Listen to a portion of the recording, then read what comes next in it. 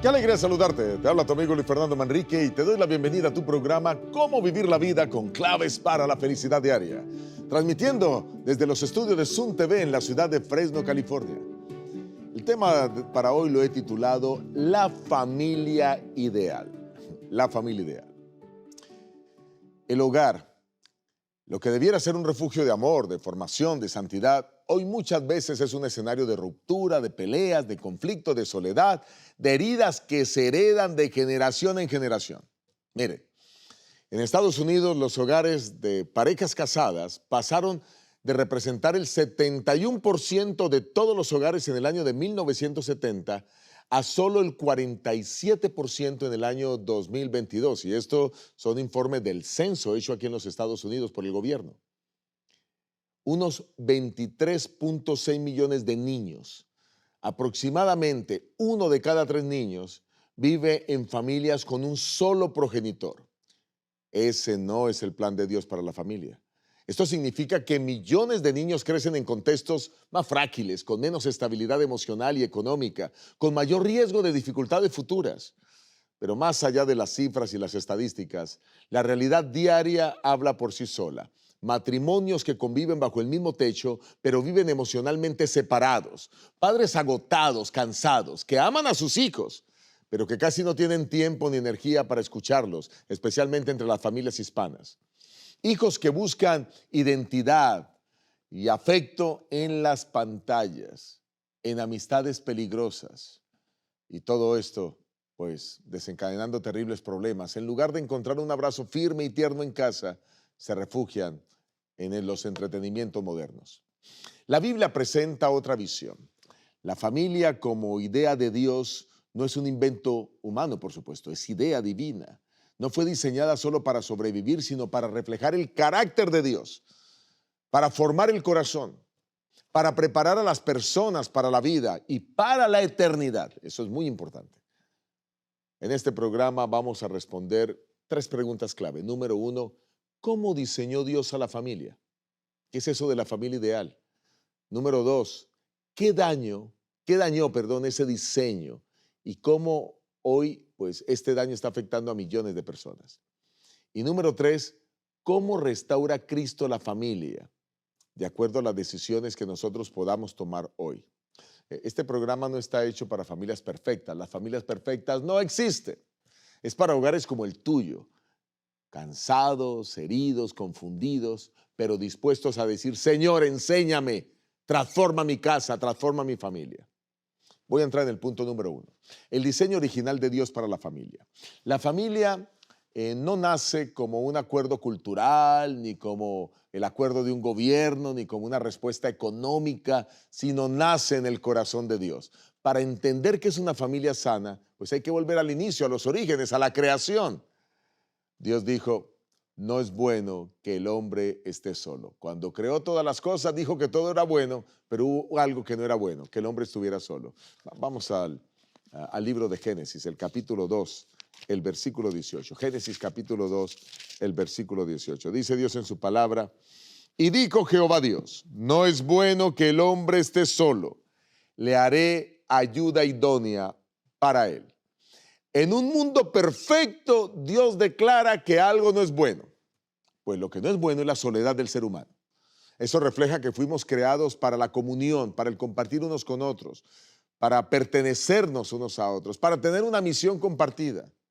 La expresión ayuda idónea habla de una ayuda que corresponde, que está frente a él, que se complementa en dignidad, que se complementa en función. No es inferior, no es esclava, es compañera, es aliada, es socia en el plan de Dios. Y ambos con las mismas características y las mismas oportunidades delante de Dios.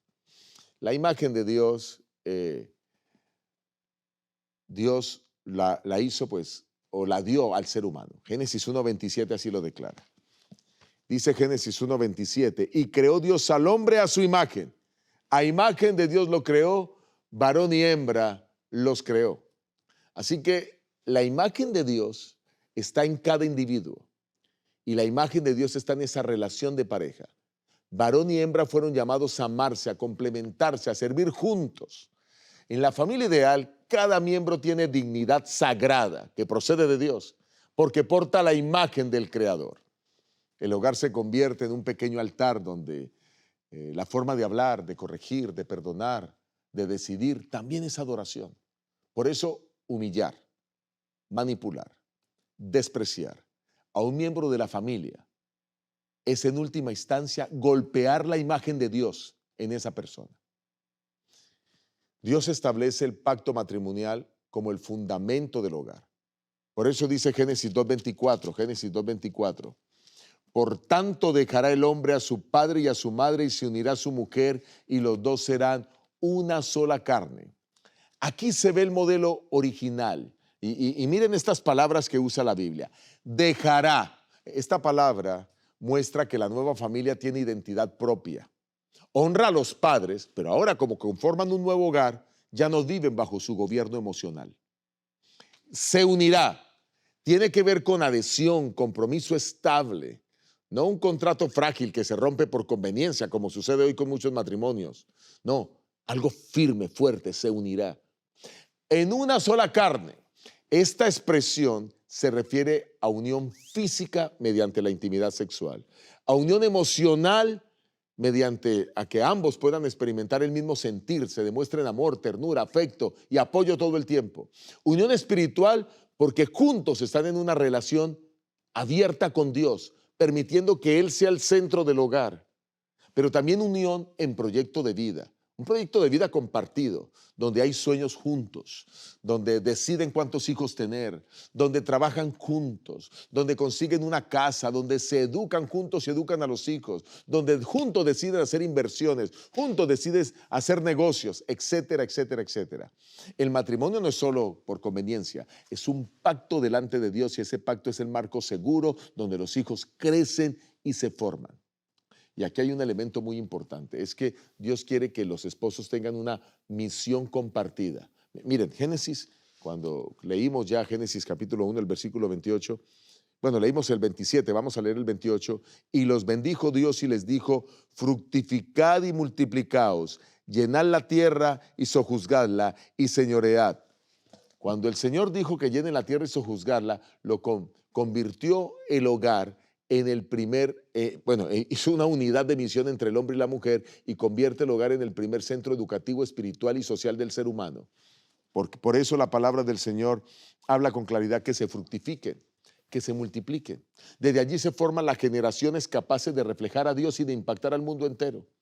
Así que la pareja tiene varias misiones. Misión número 1, educar. Educar para que sus hijos conozcan a Dios. Es el mandato de Deuteronomio capítulo 6, el versículo 6 y 7. Establece que la transmisión diaria de lo espiritual debe ser una tarea constante, intencional y relacional. Relacional con los hijos, pero también relacional con Dios. La Biblia ordena no solamente enseñar doctrina, sino formar los corazones, formar el carácter. La familia, antes que la iglesia o la escuela, es la cuna de la espiritualidad infantil. La ciencia confirma que esta realidad bíblica afianza al individuo, al ser humano. Estudios longitudinales hechos acerca de la juventud y la religión han demostrado que el 82% de los jóvenes que mantienen su fe en la adultez provienen de hogares donde la fe se practicaba activamente en la infancia, donde se leía la Biblia, donde se cantaba, donde había un culto familiar. La variable más influyente no es la iglesia, ni la escuela, ni los grupos juveniles. Es la espiritualidad vivida en el hogar y enseñada por los padres. También las investigaciones han reflejado y muestran que los adolescentes que crecen en familias donde se conversa frecuentemente sobre valores y fe, pues reportan mayor bienestar emocional, toman decisiones más saludables en la medida que van creciendo, son personas que tienen mayor resistencia a evitar conductas de riesgo. Esto significa que cuando un padre ora con sus hijos, cuando una madre abre la Biblia en casa, cuando una familia decide adorar junta, están cumpliendo el mandato divino, que además produce frutos que se pueden medir científicamente. Por eso tenemos esos resultados hoy. Un segundo aspecto de la misión de la pareja es que deben cuidar lo que Dios les ha confiado. La misión familiar también incluye la administración responsable de los recursos que Dios pone en nuestras manos. ¿Y qué recursos pone? Tiempo, dones y habilidades, salud, finanzas, relaciones. El hogar es el primer laboratorio donde se aprende mayordomía, a devolver a Dios lo que es de Dios, donde se enseña a los hijos a devolver los diezmos y las ofrendas, donde se enseña a ayudar a los pobres, apartar una parte de nuestro dinero para eso. Científicamente se sabe que los niños desarrollan su sentido de responsabilidad en la vida observando a los adultos con quienes conviven. Un estudio publicado en Desarrollo de la Psicología Infantil concluye que los hábitos de responsabilidad, orden, autocontrol y colaboración no se aprenden por instrucción verbal, sino por modelaje constante en el hogar. Los hijos ven lo que sus padres hacen y lo repiten. Cuando los hijos crecen en ambientes familiares organizados, estables, con rutinas claras, son más propensos a desarrollar autodisciplina y la capacidad de tomar decisiones correctas en la edad adulta. Un tercer aspecto que quiero destacar de la misión de los padres es que los padres tienen la misión de vivir valores del reino de Dios en la vida diaria. Ya dijimos, la familia es el primer lugar donde se predican los valores. El reino de Dios, valores como el amor, la misericordia, el respeto, la paciencia, el perdón, la justicia. Estos valores del reino de Dios se enseñan allí, en el hogar. Es allí donde los principios del evangelio se vuelven carne. Por eso debemos cuidar la manera como nosotros enseñamos a nuestros hijos, con un tono de voz adecuado, ayudarles a tomar decisiones, ayudarles a adquirir hábitos, a tener actitudes correctas. La ciencia nuevamente lo confirma. Investigadores de la Universidad de Harvard han establecido que las experiencias emocionales dentro del hogar moldean profundamente el cerebro infantil, especialmente las relacionadas con seguridad, afecto, disciplina consistente, relaciones estables. Los niños que crecen en ambientes donde predominan los valores como la empatía, el escuchar, el perdón, el respeto, desarrollan mayor resiliencia frente a las dificultades de la vida, tienen mejores habilidades sociales, desarrollan inteligencia emocional. Un metaanálisis, o sea, un análisis de varios estudios científicos publicado por el Departamento de Niños aquí en los Estados Unidos en el año 2015, establece que los hogares donde se practica el perdón, la comunicación respetuosa, la disciplina firme, pero afectuosa, produce hijos con mayor capacidad de regulación emocional. En otras palabras, más dominio propio, con menos conductas agresivas. Todo esto que la ciencia reafirma está precisamente apuntando a lo que Dios dijo. La ciencia lo descubre, pero ya Dios lo dijo hace cientos y miles de años. Coincide con el diseño de Dios para la familia. Debe ser un espacio donde el carácter se forma, donde se pule y se orienta a las personas a hacer el bien. Algunas aplicaciones que quiero compartir contigo en relación con esto que hemos visto hasta ahora. Tu cónyuge no es tu enemigo, es tu socio en el plan de Dios. Cada hijo debe ser tratado como la imagen de Dios, por eso no hay que gritarles ni maltratarlos. No deben verse nunca como una carga, sino como el proyecto de vida de los dos esposos. Y si usted está solo, bueno, pues usted tiene un hogar, una familia, donde usted no tiene un cónyuge, pero tiene que cumplir ese propósito ideal para la familia. Si se construye intencionalmente esto, pues quiero decirles que usted estará construyendo el diseño original de Dios en su vida y en su hogar. Voy a entrar en el segundo aspecto de este programa, y es el ataque y la distorsión del diseño divino.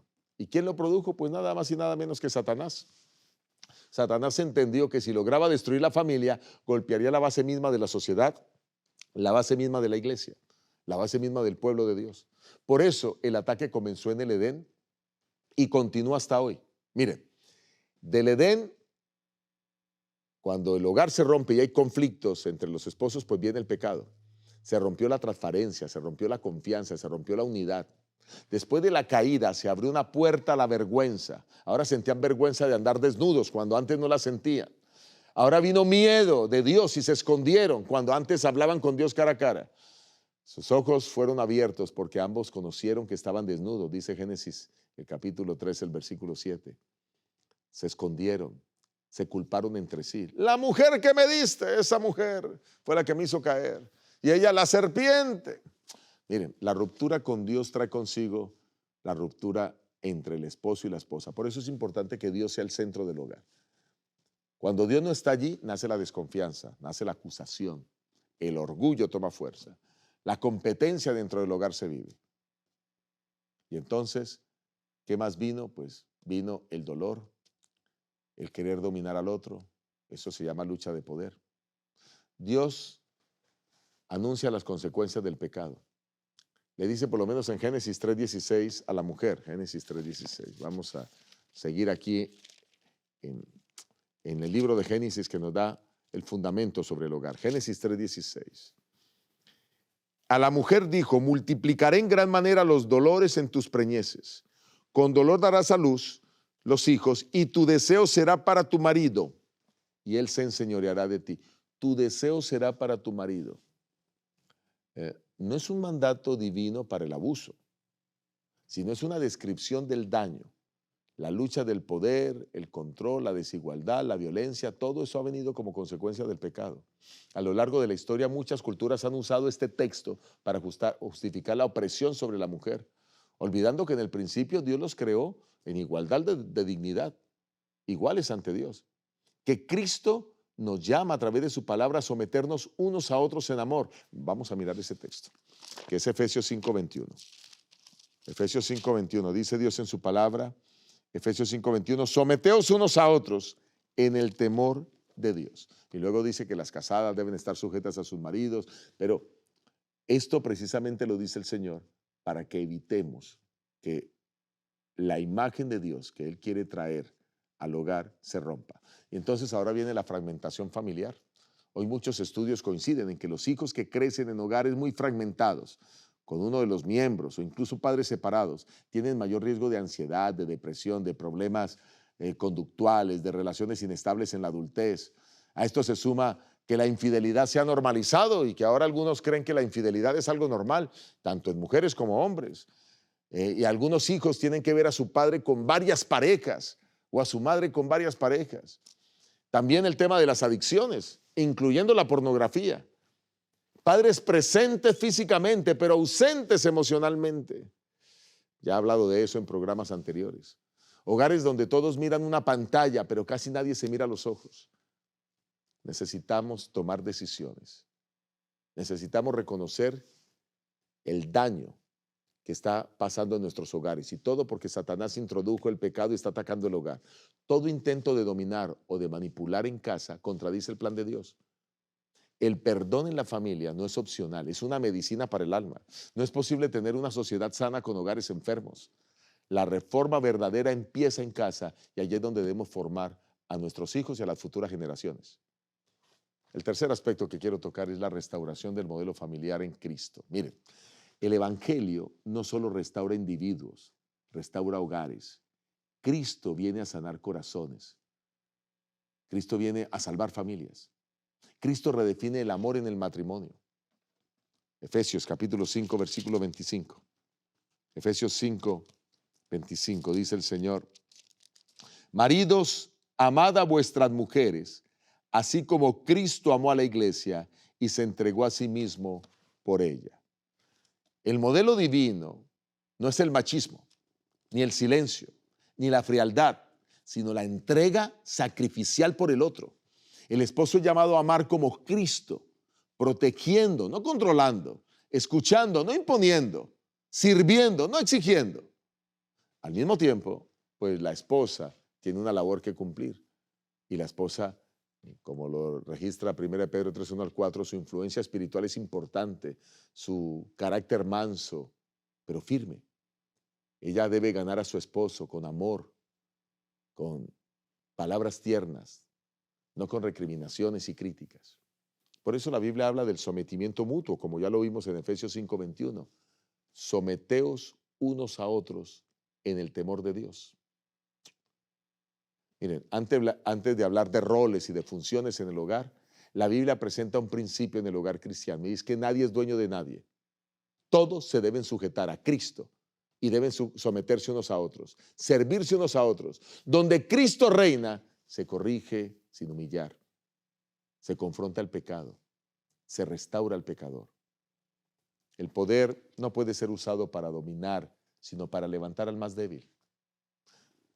Hablemos un poco sobre Cristo y la paternidad. Miren, en muchos hogares modernos hay padres biológicos, pero no padres presentes.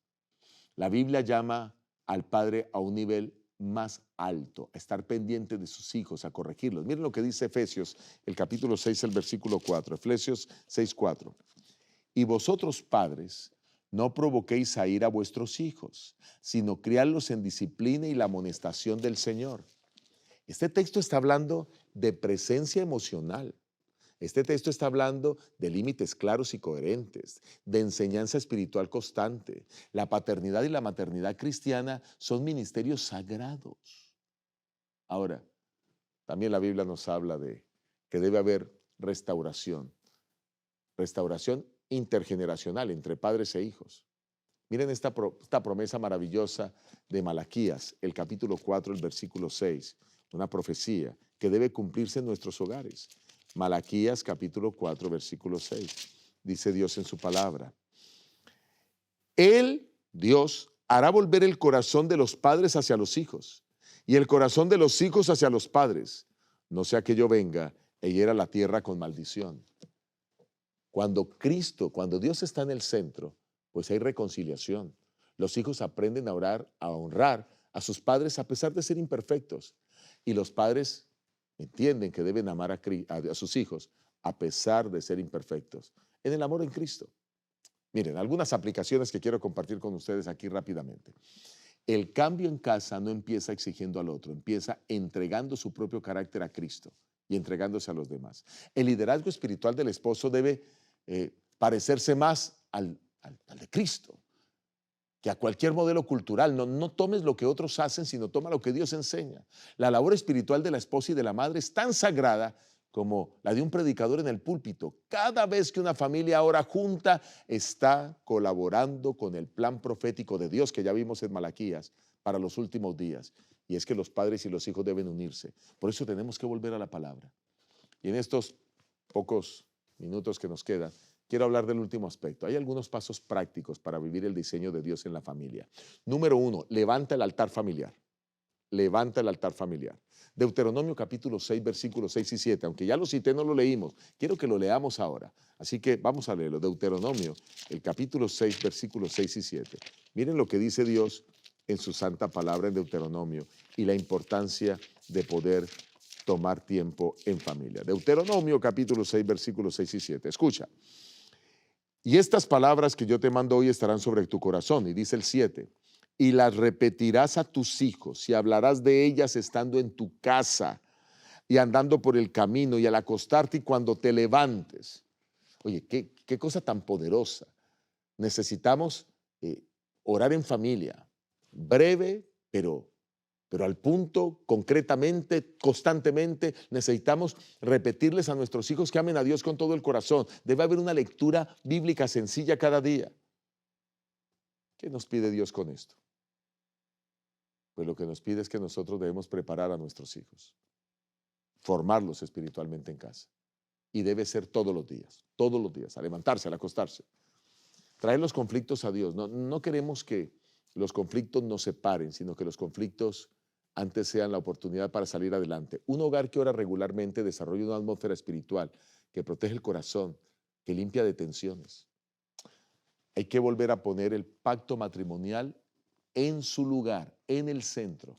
El matrimonio se desgasta fácilmente cuando solo se vive como una sociedad logística. Aquí estamos para pagar las cuentas, para hacer las tareas, para criar a los hijos, pero sin la orientación bíblica. Necesitamos intimidad familiar, intimidad emocional. Debe haber un tiempo semanal para la pareja, sin pantallas, sin interrupciones, en donde la pareja pueda hablar. Bueno, todos los días debiera hablar de 10 a 15 minutos, pero también un tiempo para que puedan compartir. Practiquen el perdón como estilo de vida, no como un evento aislado. Necesitamos trabajar en el matrimonio para que podamos tener hogares sólidos y nuestros hijos puedan aprender de ver cómo papá y mamá se aman y se respetan.